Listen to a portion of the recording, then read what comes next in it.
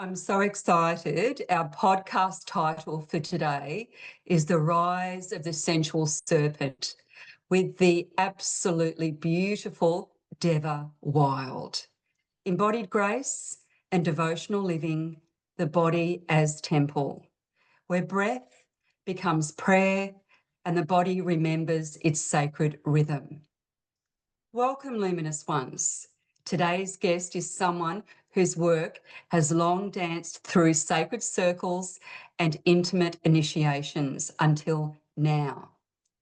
I'm honoured, deeply honoured actually, to welcome Deva Wild, a priestess of alchemy, a soul mentor and embodiment guide whose teachings awaken the sacred, the sensual and devotional essence of life. Deva's work is rooted in vitality, bliss, and sacred truth.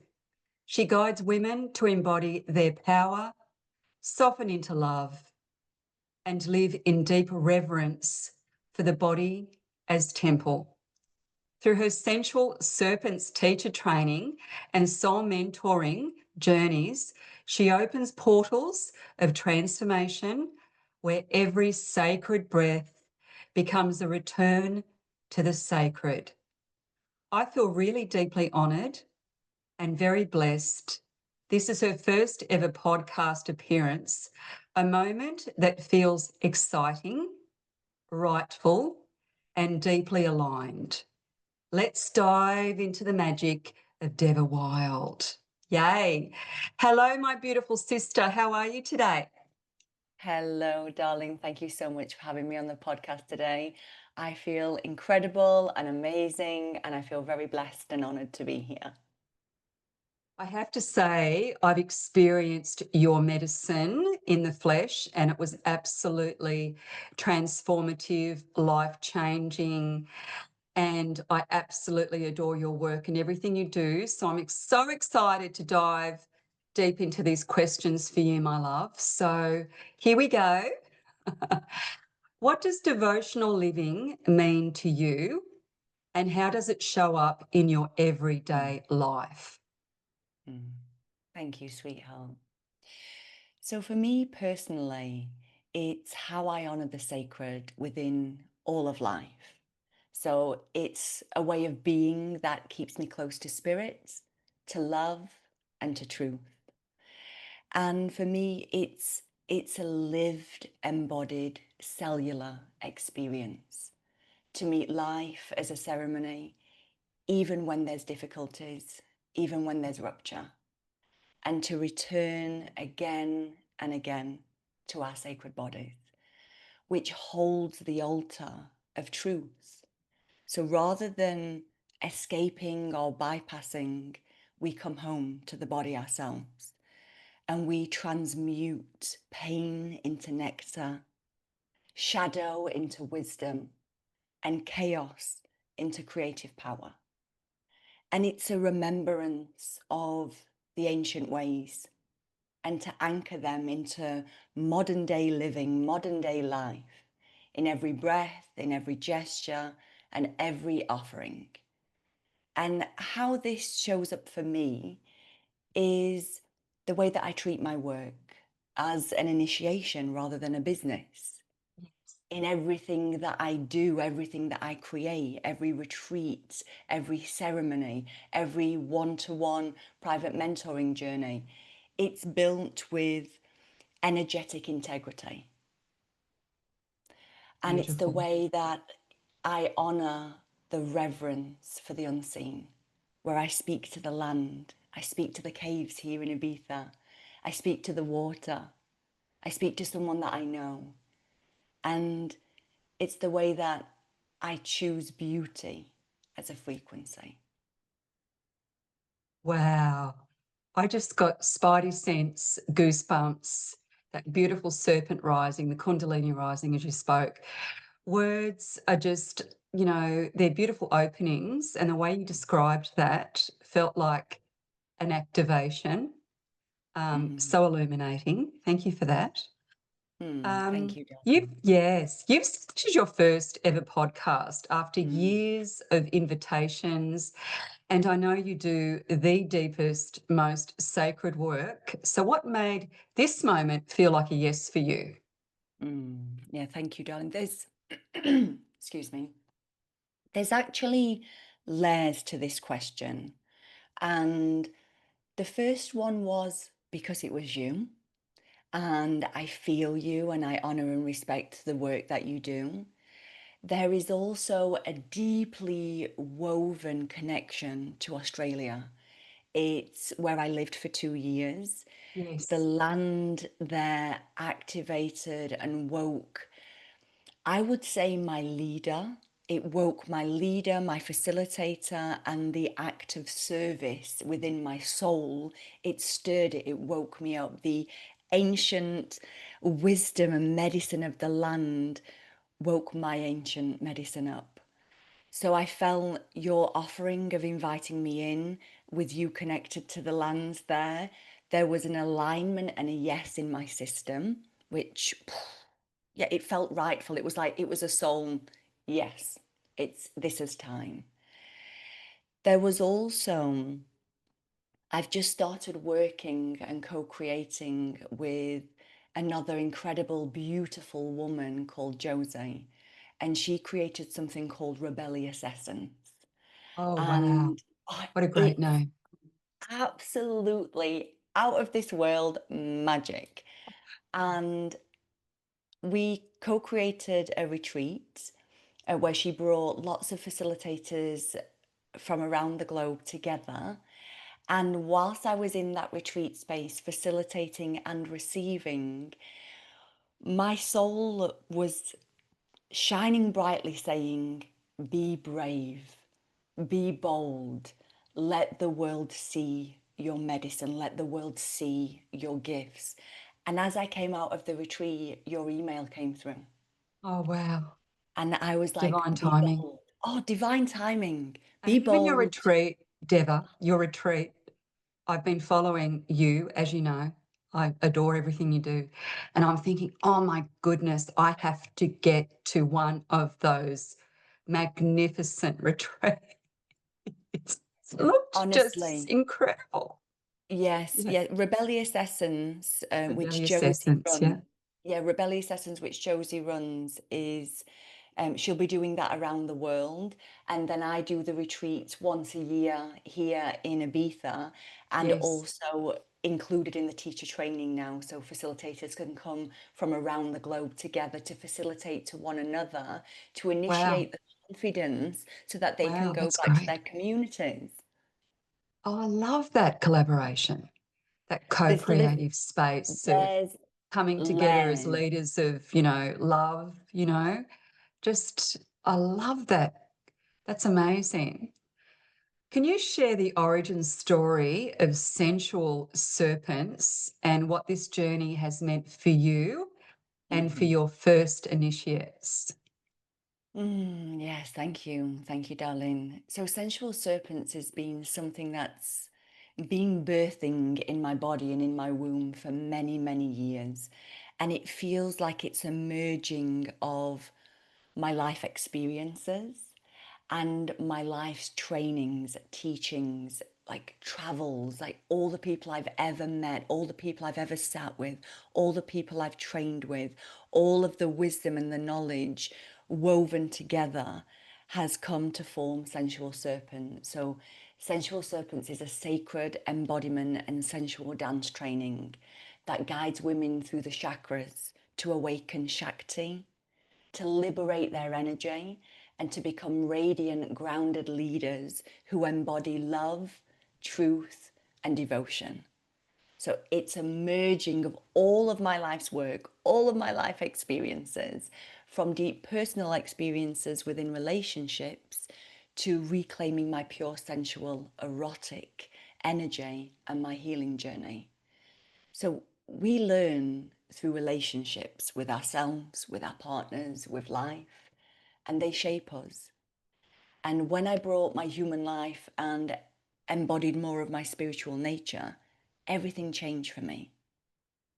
And was the time that I felt was right to support leaders to hold these sacred keys of sensual serpents and to hold safe, sacred space for their communities. So I birthed a process that they can guide others through.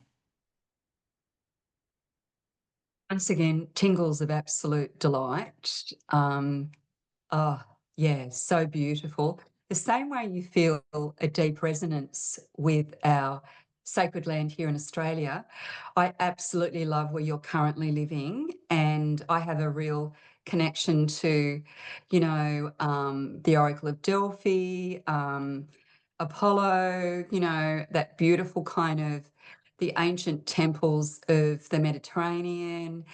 And I've always really resonated with everything you do. But the way you described that beautiful soulful offering, that invitation is just, yeah, so sacred, so wild, and so wonderful. Like, yay. Loved it so much. Um, how do you define embodied leadership and what does it look like in Mm. practice? Mm.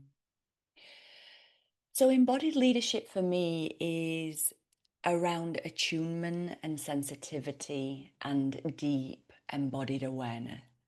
So it's a deep listening through mastery, through wisdom, and through experience. And it's leading from our center, from your center, from my center. It's leading with love. And it's understanding that all of life holds wisdom. And it's allowing the wisdom of the body to guide us, to hold space for us, to speak to us, and to serve us. So it's leadership that's cyclical, sensual, and it's Yeah. rooted in truth. And in practice, it can look as simple as pausing Yes. before we speak, breathing before we decide, Wow. Yeah. and leading through deep listening and compassion. So for me, it's about attunement to yourself, to others, and to all of life. It's about being in connection to the sacred. It's about being so deeply rooted in your body that you're moving with love. So beautiful. Creating a space. That's where the real gorgeous juice is, right? And it's slowing down. Yeah. Sometimes we're moving so fast that Yes. we can't hear or connect to the deeper wisdom. So it There's so takes much clutter. discipline. Yeah. Yeah, Yeah. yeah. It takes Yeah. discipline and devotion to create space in the body, space in the mind, so that we can listen to something that's beyond programming, beyond habitual patterns. So it's a sensing, it's an attunement, it's a refinement. Beautiful. How do you define embodied leadership and what does it look like in practice? You might want to explain somatic, beautiful practice as well to the listeners because I've experienced your beautiful programs. So yeah, tell us a little bit about Yeah. that. Yeah. Yeah, so it's a little bit about what I just spoke to there about Yeah. embodied leadership, Yes. and also the somatic sense of attuning our systems is the deep listening. So Yes. it's about really deeply listening to the body, to sensations. And when we speak about somatic practices, Yes. it's like, sometimes people wonder like, what is that? And Yes. and and that's I about, probably do. Yeah. yeah, exactly. But and that's the attunement piece to what we're feeling in the body, not what we're thinking about. It's about Yes. what we're feeling in the body. Where's it located? What's the sense of it? What's the energy of it? What's the texture of it? So it's getting deeper and deeper into the layers of the body. And the way that I bring that into practices is through breath, through movement, through sound. Yes. There's lots Yeah. of different ways that we can access ourselves and come back to the body. And there's also a difference between, because let's just say some of your listeners or people that might hear this podcast, say that their bodies are activated in trauma or trigger Yeah. and that they're dysregulated. Yes. the there is a very different attunement to listening to the body in trigger and trauma than there is listening to the intuitive, deep, ancient wisdom and the truthfulness of the body. They are very different, and it does take refinement and attunement to know the Yes. difference. But we we can tell if we're in an activated state or we're in a regulated state. So Yeah. Good. we have to be very careful, because if we are triggered or activated and the body is telling us distruths, it's Yes. not something to follow. It's like, wait Yes. until your body is regulated, until there's a sense of ease and connection, until Yeah. the breath slows down, so that you can really feel the connection to the truth, not the distortion. So we have to Yes. remember here, it's not always, the body's not always telling the truth, depending on where you are in your life Yeah. experiences, and your traumas. So I just want to make that distinction. I'm really glad you did. Really, really beautiful the way you explained that. Listening to the wisdom of the body, um, and also recognizing the difference between that trauma trigger and that deep sacred wisdom, yeah, the body is an amazing, beautiful temple. I just love the way you explained that. So Yeah. beautiful. Thank you. And Yeah. it comes from personal experience as Yeah. well. Is I've experienced both sides, and I think many of us have on the journey of life and the initiation of life. There's times that we have distortion in our systems and that we think it's true. Yeah. So the first thing for me is to do practices that regulate and calm your nervous To system. regulate the calming the system. Yeah. So powerful. Yep. And Yeah. all that, crazy conditioning and programming from, the wider world, we're just bombarded, aren't we? And to, peel back all of that conditioning and just really go deeper. Um, it's amazing. So what's the difference between performing sensuality? I know this is a weird thing to say, but I've been in this space for a very long time and I've seen kind of, different forms of different things. So what's the difference between performing sensuality and living it as a sacred expression, Deva? Mhm. Yeah, thank you. It's a really important point, this as well. And yeah, thank you for allowing me to speak to this here. So performance seeks validation. Yeah. It's looking outside of itself. It's seeking validation. Sacred expression seeks connection. Oh, So wow. Okay. yeah, there's a difference here between being embodied, like being so deeply rooted and connected to yourself. And when so let's say that we're dancing sensuality and eros, it's a way of feeling and attuning to the body, where the body leads, where if we're performing, our eyes are open, we're looking out, and we're, maybe embodying the temptress, seeking it from outside of ourselves, where what I guide and what I lead, it comes from connection, it comes from embodiment. So when we perform sensuality, it's coming from a need to be seen. But Yes. when we live sensuality, it's an offering.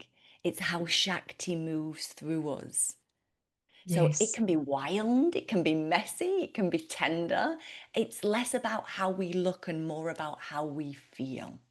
Oh, I love that. Less about how we look and more about how we actually feel. Yeah. Yeah. So amazing. Yeah. Now, you've lived in this glorious Ibiza for 5 years now.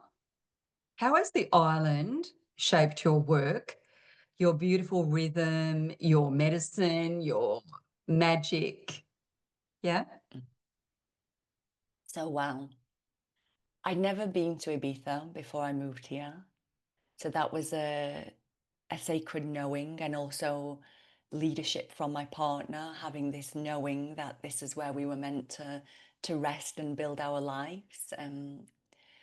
Gosh, Ibiza, thank you. Thank you for my life. Thank you for the community. Thank you for all that's been created for me since I've rested on these sacred lands. So she is an initiation in herself. The lands here are so potent. The land rests on crystals, and I know from my land where I live, Really? where I live in the Yeah. mountains, in the rocks, there's quartz crystals running all the way through the rocks, like the walls around the Beautiful. house. So Yeah. we're surrounded and resting on quartz crystals. And there's also myths and legends that Esvedra is sat on rose quartz or quartz crystal. So Yes. there's so many layers to the land, and I really hope that I can share deeply my felt sense of Ibiza. So this island, she activates what you bring to her. Interesting.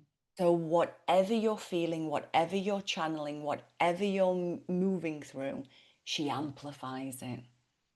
Right. So she says, be responsible for what you bring here, because Oh, I how will good give is you more. that? Yeah. So she'll I bring it will to the give you more. surface so that you have to,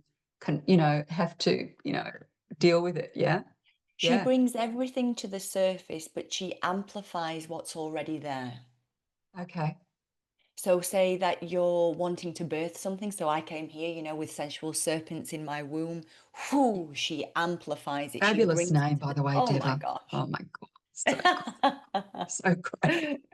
Because I'm Thank a you. wordsmith. So to me, words are portals and words have power. Definitely. And sensual serpents is just so powerful. It's beautiful. Yeah. Mm. Yeah. Thank you, darling. Thank you so much. And yes, she amplifies it, she feeds it, she nourishes it. And it's the same if you're going through like a dark night of the soul. She amplifies that also. So Yeah. it's not all light. There's No. definitely a balance here on this island, but what she asks of you is to surrender, because you Wow. can't Okay. control her rhythms. The land here is ancient. The energy is fierce and beautiful and feminine, and there's a rawness here that strips away any pretense. Amazing. I also want to share a little bit about, so there's two areas that I feel when I speak to Ibiza that I deeply have to honor, because now I feel that I am also a Part of guardian it of, now. A yeah, and guardian. Yeah. I'm a guardian of her, and she's a guardian of Yeah. me, and That's and right. I need to be in right relationship with her at all times. So when people ask me about Ibiza, I could talk about this for hours and hours and hours, because I'm so passionate and in love with her. So on Because this she's an island, island, isn't she? she's an She's an island. island. She's a small island, and she has powerful gods and goddesses protecting her. So I want to speak to Goddess Tanit, and I also want to speak to Esvedra, because they are linked. Esvedra is a magnetic rock in the ocean. So when we're on the island here, you can go to a viewpoint, and Esvedra is a majestic, magnificent rock that protrudes out of the ocean. And it has its own magnetic field, and it's the third most magnetic place in the entire world. Wow. So the first one is the North Pole. Yes. The second one is the Bermuda Triangle. Yes. And the third one is Esvedra. So you can, like, people from all Oh, I'm over the world. absolutely fascinated because I love sacred sites. It's something that's always calls to me. Esvedra emanates a powerful magnetic field, so she creates a vortex. And there's Yes. myths that speak of it as a siren stone, a Yes. portal point, a Yeah. beacon of feminine energy, and Wow. ancient Lemurian frequencies. Oh, So magnificent. it's powerful, it's potent. People travel from all over the world to offer their prayers to this rock. And then there's also some magical caves in the north of the island, Oh, is there? which is a temple for Goddess Tanit. So Goddess Tanit is the serpent mother of Ibiza. Oh, is she And really? yes, and she is a guardian of fertility, of death, of sensuality, of Yes. ecstatic rites. She's linked to the Yes. moon, the serpent, the womb, and the underworld. Oh, wow. So Right up my people alley. come to her temple to pray, to offer their blessings to her, to ask for guidance. Um, So yeah, it doesn't feel right for me not to honor her and Esvedra. And there's also a god of this island called Bez. I'm still getting to know Bez. He's more of a wild guardian of ecstasy and protection. And he was worshipped here and still is worshipped here like many gods. He's not noble.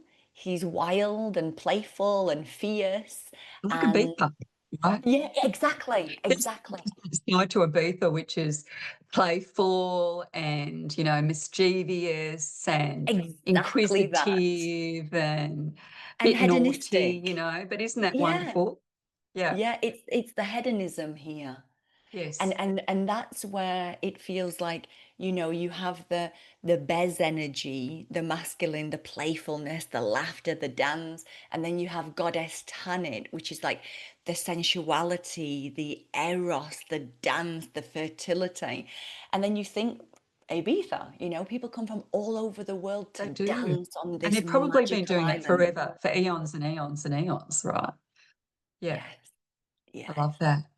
I went to Cyprus and I went to Paphos, where Aphrodite's grotto. You go up into the hill and there's this beautiful Aphrodite's grotto, and there's also a very similar setup where there's this stunning big rock in the ocean where you can swim around it, and apparently it's it felt sacred to me, like Aphrodite's rock. Um, so as you were explaining that, it's just interesting, the synchronicities of all those beautiful kind of sacred sites are all interconnected, and love that so much. Yeah, and I feel like, every place, every island, every part of this world has gods and goddesses as Yes, guardians and protectors. that's right. Every Yeah. every island, and it's so beautiful that I can share stories of Ibiza, you can share stories. You know, I've been to Australia and been able to honor the lineage of the land there. It's like Yes. they are there waiting to be I honored, get and it. it's so beautiful that Yeah. people can illuminate what's here. So beautiful. So I love the way you explain right relationships. I'm going to ask you a question. What does it mean to be in a right relationship with life? And how do we return to Mm, that when we feel disconnected, Deva? Yeah. hmm. Yeah. Thank you, sweetheart. Thank you. So, to be in right relationship with life is to live in connection to it. So, it's to be in connection to the lands, it's to be in connection to yourself. And, you know, this connection is a rightful rhythm. It's part of our human experiences. At times, we will feel disconnected. Yeah. And it's okay. I think sometimes we can feel that there's something wrong if we're disconnected. It's Yeah. about, you know, honoring that all of life is sacred. And if we are feeling disconnected, there's usually deeper wisdom there Yeah. asking us to listen. So disconnection and connection serve their purpose. Right. And for me, in Clarity. those, yeah, it's important, isn't it, not to make things like right or wrong, not to Right or label wrong, good or things. bad. Sometimes they're Exactly. just night or day, summer, winter, yin, yang, that beautiful sacred Exactly. union, the sacred balance, the duality, the polarity. It's to to ignore one is just it's just not going to work because we need the shadow, we need the light, right? So We yeah, do, we do. And it's again, this is about honoring the yeah, natural rhythms of life, the natural rhythms within. And I birth know and that death. it can feel really uncomfortable to feel disconnected. It can feel really uncomfortable. And there's ways of finding connection in the disconnection. Yeah, Surrendering to what's there. And for me, it's about honoring where you are in your life cycles. And again, slowing down, coming back to the body, breathing into yourself, and asking some deeper questions about what this disconnection is revealing to you. There's guidance yes, there, there's wisdom there if we can yes, listen. yes. I love the way this beautiful thread of the listening, right? That beautiful listening. Yeah, love that so much. And there's wisdom, there's many layers of wisdom. So it's listening to the body's wisdom, and we can also ask spirit for guidance Yeah. to show us, to reveal to us why this is here, what this is revealing to me. And Yes. it's that divine surrender. We have guardians, we have guides, we have spirits around us, we have deep, deep wisdom within us. So it's about remembering that in those moments of disconnection or feeling uncomfortable, we're not alone. Yeah. Yeah. Beautiful. I love that. Sometimes I know in a lot of shamanic cultures, the crumble or the breakdown is really that opportunity to have that incredible shift and break through as well. It's that Mm. sometimes it needs to fall apart so that you can put it back together in a beautiful new kind of way as well. So, how do you guide women to awaken their Shakti in a way that feels safe, Mm. sovereign, and sacred, my love? I just got a little image there of when we were dancing together and awakening your Shakti and the Shakti of life. And Yeah. that was a really beautiful image of, So of beautiful. feeling, yeah, of feeling Yes. you in that motion Yeah. of Shakti. Yeah. So deep and Yeah. beautiful. So for people that are new to me or my offerings, I go slowly with attunement, with love, with care, with Yes. grace. And Yes. I speak to all the women who enter my containers, whether it be in an email, over the phone, whether we have a one-to-one, so I can understand them and their journey. So I can then more deeply attune and feel the pace that's needed for the women. And then we decide, because like we've spoken before, Yeah. people will bring in their past into the spaces. Yeah, they do. So Yeah. that it Yeah. needs to be held, with Yeah. love and with care. So there is a sense of safety. And, you know, I will offer the most beautiful and safest spaces that I can to hold women in journeying to their depths. And it's not always pleasant. It's not always pretty. We have to go back to reclaim certain parts of ourselves and certain versions of ourselves. And that can bring up anger and rage before the Shakti can come. We have to do like the flames of purification. We need to clean the system. We need to attune the system. So before we touch ecstasy or bliss, It's about deeply grounding and rooting into the body. Yes. So I create containers that honor the body's pace and the nervous system. Yeah. And then we gently awaken the Shakti through different embodiment postures, through different dance movements of tracing symbolism into the body, of invoking prayer. And we decide the pace, the comfort level, your edges, your readiness. And, you know, Shakti is a very beautiful and powerful force that will cleanse and burn and shed all that's in its way. So it asks that the women that step forth are ready for this level of initiation, Yeah. which I feel that many women are. They don't want to live in the Want to live in discomfort. that. They don't want They to don't live want in to that, live, no, the that pain, the feeling of discomfort. feeling trapped in trauma, or Exactly, exactly. There's a sense yeah. now of like, let's liberate this. There's something It's very time. liberating. That's the word I got too. That liberating feeling of opening to, pure pleasure, or just, opening to the sacredness of that sensual expression, or whatever it might be, yeah, I Exactly, love it. exactly. And Yeah. there's also like when we think about Shakti as Yes. sensual, erotic energy, it's our life force.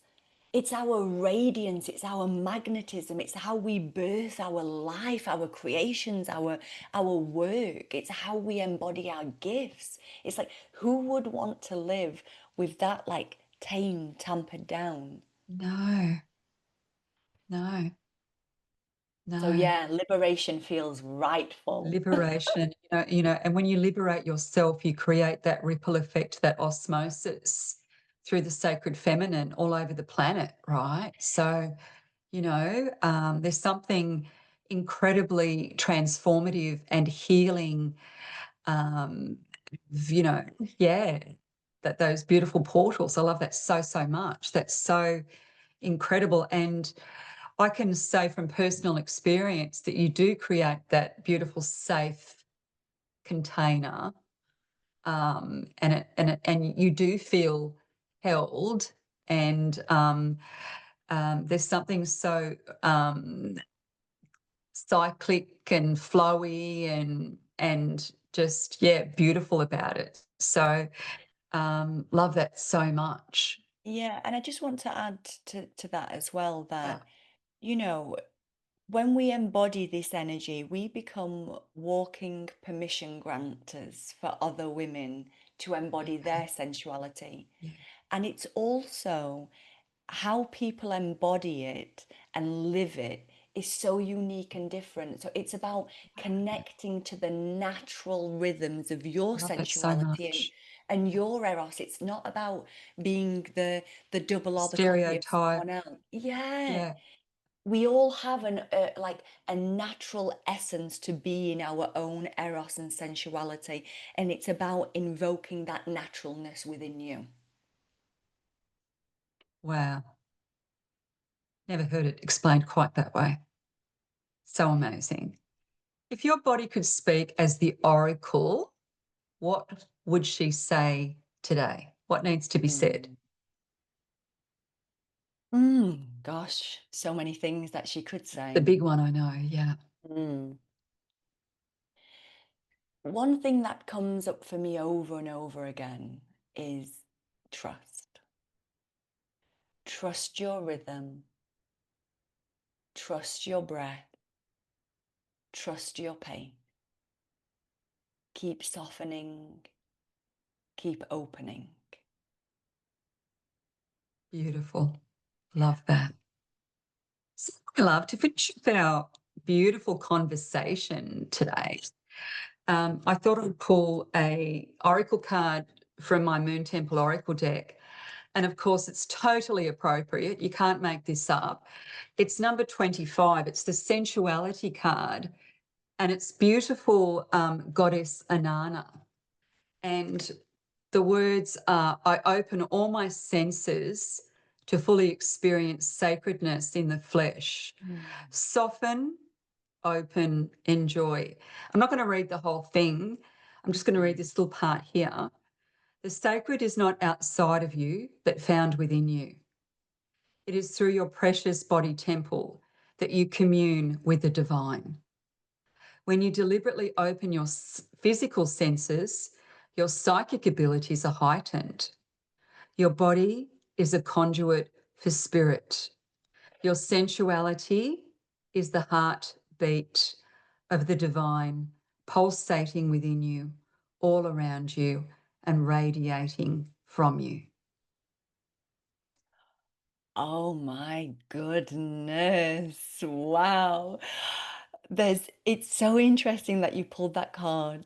Like, because as you spoke about the oracle speaking, there was something about the eros that wanted to move through me. And I spoke to Yes. trust first. Then Yes. you spoke to sensuality. And there's just one more thing I want to share, if Oh, you that's have to okay. say it. Yeah. There is an erotic current inside each and every one of us. A sacred flame burning with life and with light, dripping in joy, bliss, and the nectar of life, which holds your gifts, your medicine, and is woven so deeply inside of you.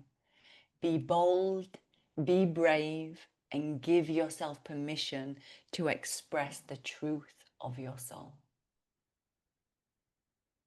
So may it be. Beautifully said.